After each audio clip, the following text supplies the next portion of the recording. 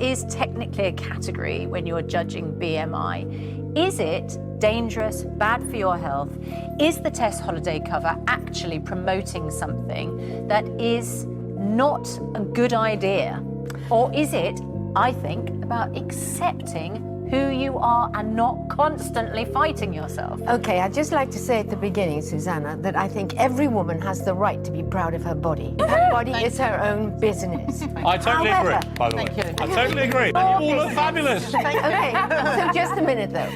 I am bothered by things like the cover of Cosmo because I think it glorifies and glamorizes, and I'm going to use the word obesity.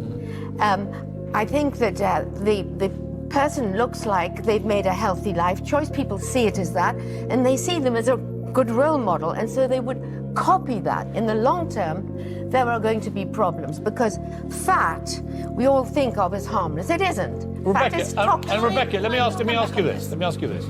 If this woman, Tess Holliday, this model, had been anorexic, genuinely anorexic, painfully thin, right? Yes. Size 0, right? And she was on the cover of Cosmo, what would you say about that? So it's a really tricky issue. There are still... Because I feel the same way about size 0. When Victoria Beckham has used them on the catwalk, I've written scathing columns, right? I think that is equally dangerous. It's not about being just anti-300-pound people. It's about people who are dangerously underweight or overweight being glamorized.